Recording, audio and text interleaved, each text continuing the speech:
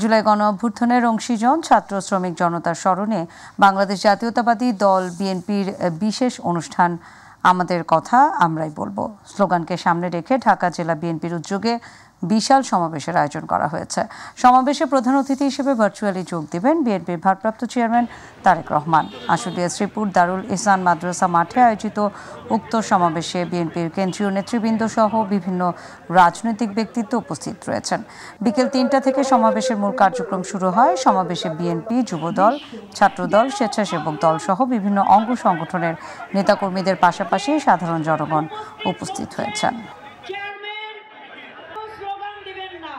সিলেটের বিশ্বনাথ উপজেলা স্কুল ছাত্র সুমেল হত্যা মামলায় ৮ আসামিকে ফাঁসির আদেশ দিয়েছে আদালত। সেই সাথে 7 জনকে যাবজ্জীবন এবং 17 জনকে বিভিন্ন মেয়াদে সাজা দিয়েছে আদালত।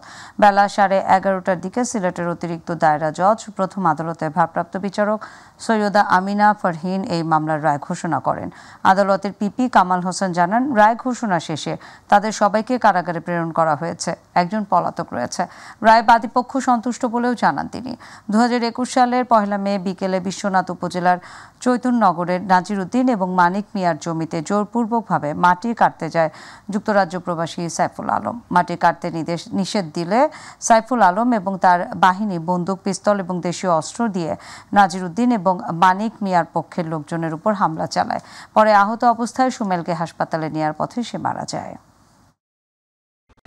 মামলার আলামত এবং অনেক কিছু আমরা উপস্থাপন করছি আদালতে, সাক্ষ্য প্রমাণ দিয়ে মামলাটি সঠিকভাবে আমরা প্রমাণ করতে সক্ষম হয়েছি। আজকের এই মামলায় মাননীয় আদালত 8 জনকে ফাঁসিতে ঝুলিয়ে সাজা প্রদান করেছেন এবং 7 জনকে যাবজ্জীবন কারাদণ্ড প্রদান করেছেন এবং আরও অন্যান্য আসামিদেরকে 2 বছর 3 বছর করে সাজা দিয়েছেন। মোট 32 জন আসামিকে সাজা দিয়েছেন। বন্ধ হয়ে গেছে দিনাজপুরের পার্বতীপুরে অবস্থিত দেশের অন্যতম কয়লা ভিত্তিক 525 মেগাওয়াটের বড় পুকুরিয়া তাপবিদ্যুৎ কেন্দ্রের উৎপাদন কার্যক্রম। চলমান 125 মেগাওয়াট সম্পন্ন 1 নম্বর ইউনিটের চুল্লিতে লিকেজ সহ যান্ত্রিক ত্রুটি দেখা দেয়। এর পরপরই বন্ধ হয়ে যায় ওই ইউনিটের বিদ্যুৎ উৎপাদনের সকল কার্যক্রম। এর আগে চলতি মাসের 21 তারিখে যান্ত্রিক ত্রুটি দেখা দিলে বন্ধ হয়ে তাপবিদ্যুৎ কেন্দ্রের সর্ববৃহৎ 275 মেগাওয়াটের 3 নম্বর ইউনিট। তাপবিদ্যুৎ কেন্দ্রের 2 নম্বর ইউনিটটি দীর্ঘদিন যাবৎ বন্ধ থাকার পর অবশেষে 1 এবং 3 নং ইউনিট বন্ধ হয়ে যাওয়ার মাধ্যমে পুরোপুরি বন্ধ হয়ে গেল কেন্দ্রের সকল কার্যক্রম। ব্রাহ্মণবাড়িয়ায় অভিযান চালিয়ে 60টি অবৈধ গ্যাস সংযোগ বিচ্ছিন্ন করেছে বাখরাবাদ গ্যাস ডিস্ট্রিবিউশন কোম্পানি কর্তৃপক্ষ। দুপুরে পৌর এলাকার ভাদুঘরে এই অভিযান পরিচালনা করেন জ্বালানি এবং খনিজ সম্পদ মন্ত্রণালয়ের এক্সিকিউটিভ ম্যাজিস্ট্রেট সৈকত রায়হান। এ সময় সঙ্গে ছিলেন বাখরাবাদ গ্যাস ডিস্ট্রিবিউশন কোম্পানি ব্রাহ্মণবাড়িয়ার আঞ্চলিক কার্যালয়ের উপমহাব্যবস্থাপক প্রকৌশলী মোহাম্মদ শাহ আলম। এ ব্যাপারে প্রকৌশলী মোহাম্মদ শাহ আলম জানান, নিয়মিত অভিযানের অংশ হিসেবে ভাদুঘর এলাকায় অভিযান চালিয়ে প্রায় 60টি অবৈধ গ্যাস সংযোগ বিচ্ছিন্ন করা হয়েছে। পাশাপাশি অবৈধ গ্যাস সংযোগ চিহ্নিতকরণে এবং বকেয়া বিল আদায়ে আমাদের টিম ধারাবাহিকভাবে কাজ করে যাচ্ছে।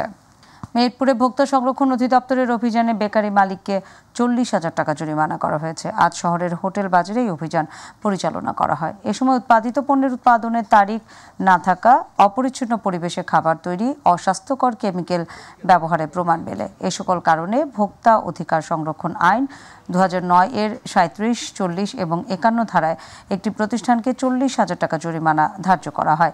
সেনাবাহিনীর উপস্থিতিতে অভিযানে নেতৃত্ব দেন ভোক্তা সংরক্ষণ অধিদপ্তরের সহকারী পরিচালক মামুনুল হাসান। এ সময় আরও উপস্থিত ছিলেন নিরাপদ খাদ্য কর্মকর্তা রিয়াজ মাহমুদ ও কনজিউমার অ্যাসোসিয়েশন অব বাংলাদেশ ক্যাবের সদস্য, সদর থানা পুলিশের একটি টিম।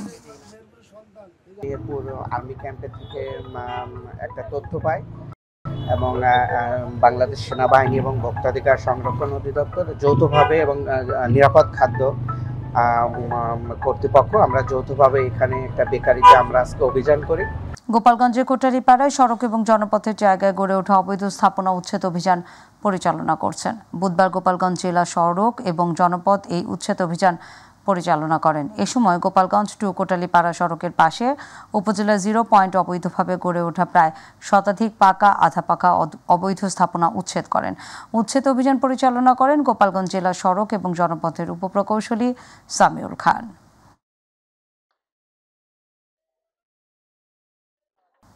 গোপালগঞ্জ জেলার সমসাময়িক রাজনৈতিক অস্থিরতা নিয়ে জরুরি সংবাদ সম্মেলন অনুষ্ঠিত হয়েছে। দুপুরে স্থানীয় প্রেস ক্লাবের হলরুমে গণ অধিকার পরিষদ ও অঙ্গ সংগঠন গোপালগঞ্জ জেলা শাখার আয়োজনে এই সংবাদ সম্মেলন অনুষ্ঠিত হয়।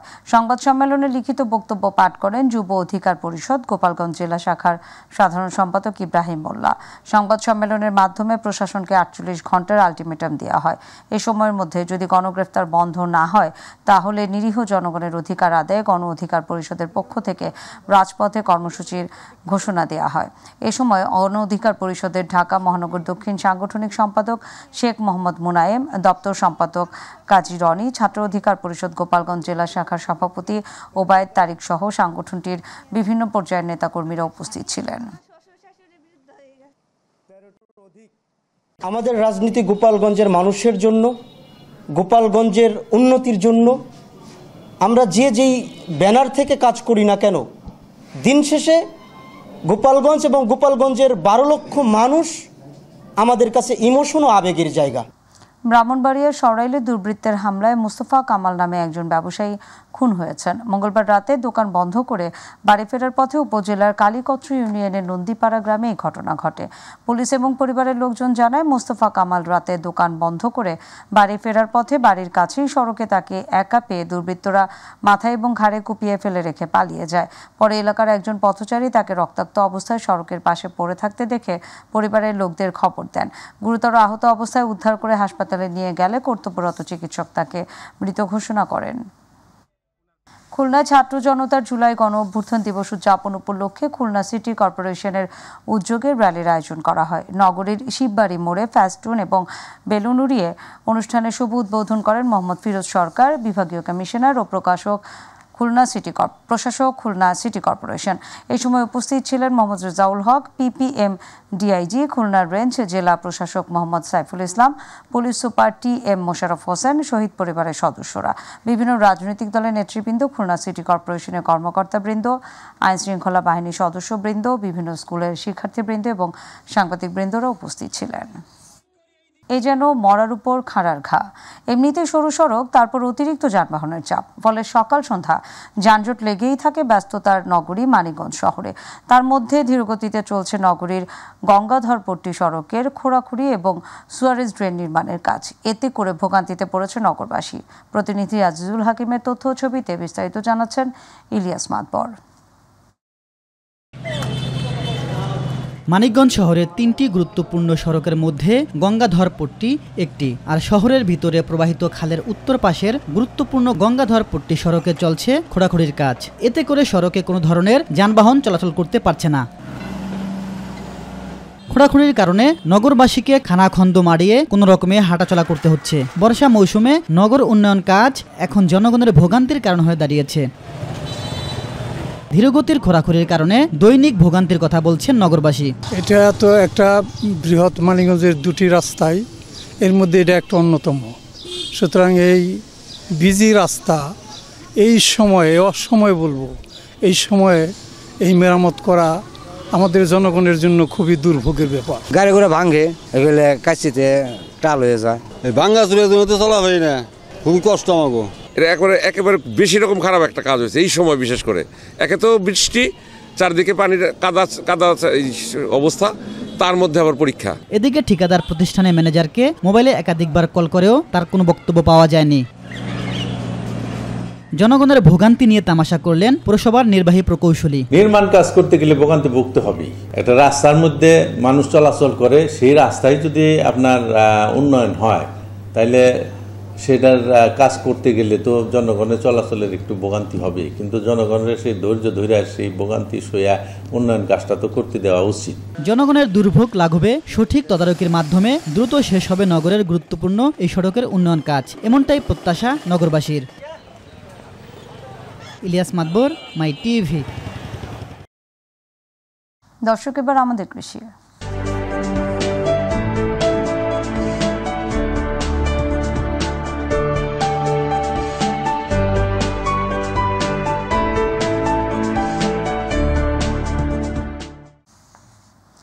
নওগাঁর বরেন্দ্রভূমিতে মিশ্র ফলের পাশাপাশি আনারস চাষে সফল তরুণ চাষি। 1.5 বিঘা জমিতে 2টি জাতের আনারস পরীক্ষামূলকভাবে রোপণ করলেও এখন জেলার সাপাহার, পত্নীতলা এবং পৌরসা উপজেলায় প্রায় 200 বিঘা জমিতে ছোট বড় 16টি বাগানে আম ছাড়াও ড্রাগন, পেয়ারা এবং আনারস চাষ করে নতুন সম্ভাবনা দেখছেন এই কৃষি উদ্যোক্তা। অনেক তরুণী করছে অনুসরণ, বাগান গড়ে তুলে দেখছেন সাফল্যের মুখ। নওগাঁ থেকে আবু বকর সিদ্দিকের পাঠানো তথ্যচিত্রে মিফতা গালিবের রিপোর্ট। নওগাঁ জেলার সাপাহার, পত্নীতলা ও পৌরসা উপজেলার বিভিন্ন এলাকায় প্রায় 200 বিঘা আবাদি জমিতে আম ছাড়াও ড্রাগন, পেয়ারা, রসালো ফল, আনারস চাষ করেন কৃষি উদ্যোক্তা রায়হান আলম। উচ্চশিক্ষা অর্জনের পর চাকরির পেছনে না ছুটে বেছে নেন কৃষি পেশাকে। হয়েছেন তরুণ এবং সফল কৃষি উদ্যোক্তা। প্রথমে 1.5 বিঘা জমিতে জলডুপি ও ক্যালেন্ডার জাতের আনারসের চারা পরীক্ষামূলকভাবে চাষ করলেও মাত্র 6 মাসে উচ্চ ফলন পাওয়ায় আর পিছনে তাকাতে হয়নি তাকে। বদলগাছি হর্টিকালচার এবং আমাদের পোরশা বরেন্দ্র আমাকে কিছু জাতের আনারস দিয়েছে, জলডুবি এবং ক্যালেন্ডার। তো জলডুবি আনারস সেই সময় দেখতেছি যে গাছে ফল চলে আসছে, এখন দেখতেছি আনারস পেকে গেছে, খুব মিষ্টি সুস্বাদু। আমি আশা করি বরেন্দ্র কৃষকের মুখে আমের মতোই আনারস একটা হাসি ফুটাবে। তার সফলতায় এলাকায় অনেক তরুণ গড়ে তুলেছেন মিশ্র ফলের বাগান, দেখছেন সফলতার মুখও।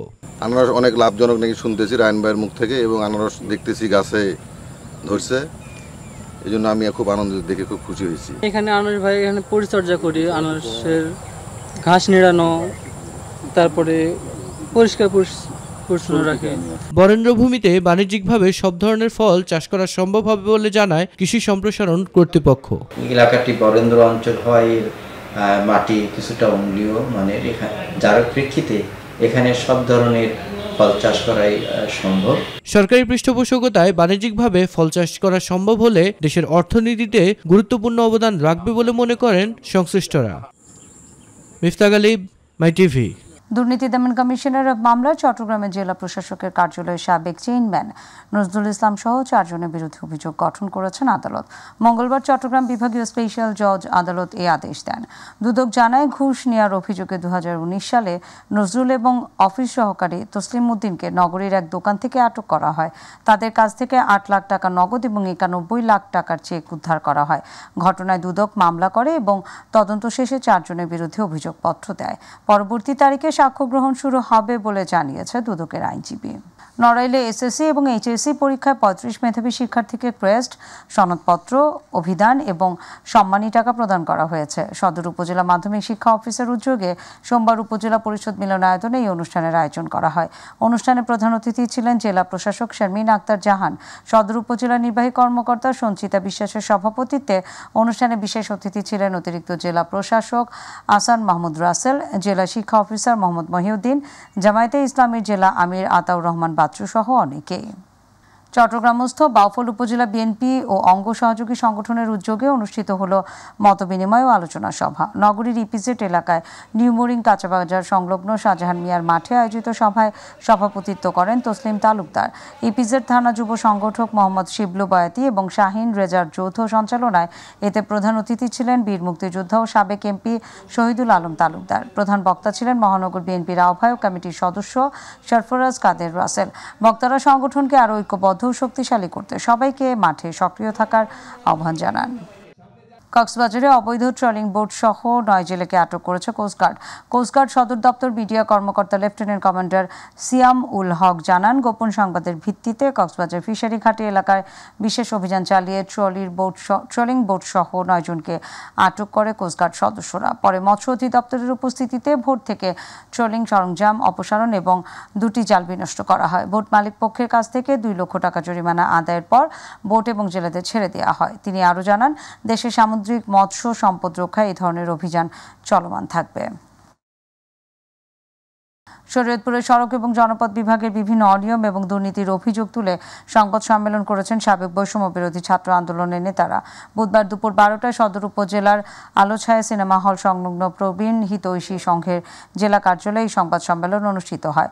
সংবাদ সম্মেলনে বৈষম্য বিরোধী ছাত্র আন্দোলনের সাবেক আহ্বায়ক ইমরান আল নাজির বলেন, শরীয়তপুরের মনোহর বাজার ইব্রাহিমপুর ফেরিঘাট সড়কে একই স্থানে এবং একই সময় দুটি প্রকল্প দেখে একটি প্রকল্প বাস্তবায়নের মাধ্যমে প্রায় 24 কোটি টাকা আত্মসাতের অভিযোগ রয়েছে। এতে জড়িত রয়েছেন সড়ক ও জনপথ বিভাগের কয়েকজন দায়িত্বপ্রাপ্ত কর্মকর্তা এবং সংশ্লিষ্ট ঠিকাদারি প্রতিষ্ঠান। এই যে দীর্ঘ 5 বছর সময়েও আমরা এই কাজটি শেষ করতে দেখি নাই তাদেরকে, এবং এখনো পর্যন্ত আপনারা জানেন যে 4 লেনের কাজ হওয়ার কথা থাকলেও সেখানে এখনো পর্যন্ত 2 লেনের কাজই সম্পূর্ণ হয় নাই। তো আমরা জানি না এখানে কোন অদৃশ্য শক্তি আসলে বাধা প্রদান করতেছে, কিংবা কোন এক অদৃশ্য শক্তির কারণে তারা এই রাস্তার কাজ শেষ করতে পারে নাই 5 বছরে, কিংবা কবে করবে এই ধরনের কমিটমেন্ট এখনো পর্যন্ত আমরা পাইনি। চাঁদপুরে মতলব উত্তর উপজেলার কিস্তি নিয়ে বিরোধের জেরে চাচার হাতে ভাতিজা খুনের ঘটনা ঘটেছে। বুধবার সকালে উপজেলার ব্রাহ্মণচক গ্রামে এই ঘটনা ঘটে। নিহত মইনুদ্দিন ওই গ্রামের রুহুল আমিন সরকারের ছেলে। ঘাতক চাচা ফারুক সরকার পলাতক থাকলেও স্ত্রী মাফিয়া বেগমকে আটক করেছে পুলিশ। মতলব উত্তর থানার ওসি মোহাম্মদ রবিউল হক বিষয়টি নিশ্চিত করেছেন। ঘটনাস্থল পরিদর্শন করেছেন সিনিয়র সহকারী পুলিশ সুপার মতলব সার্কেল মোহাম্মদ খায়রুল কবির। গাইবান্ধার গোবিন্দগঞ্জের শিবপুর ফজুরিয়া ফাজিল ডিগ্রি মাদ্রাসার ম্যানেজিং কমিটি নির্বাচনের তফসিল ঘোষণা না করে গোপন কমিটি বাতিলের দাবিতে সংবাদ সম্মেলন করেছেন